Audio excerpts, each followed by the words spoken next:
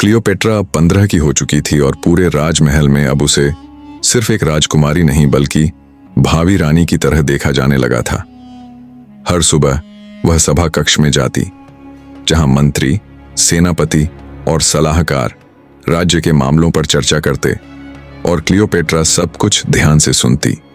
कभी कभी वह सवाल भी करती और धीरे धीरे उसकी सोच और समझ से सब चौंकने लगे थे। वो अब महल के आंगन से लेकर जनता की गलियों तक की बातें जानने लगी थी। एक बार एक बूढ़ा किसान महल के द्वार पर अपनी फसल को लेकर न्याय मांगने आया और जब दरबार में किसी ने उसकी बात को गंभीरता से नहीं लिया तो क्लियोपेट्रा ने स्वयं जाकर उसकी बात सुनी।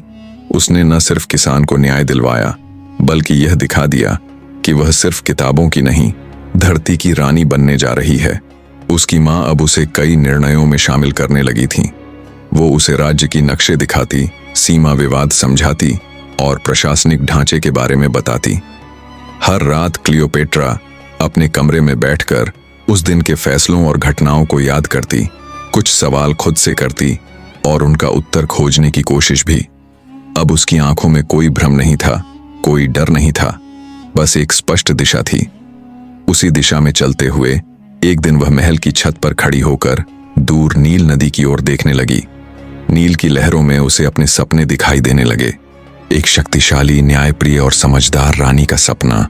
उसने आंखें बंद की, एक गहरी सांस ली और खुद से कहा, मैं तैयार हूं, अब मिस्र मुझे पुकार रहा है।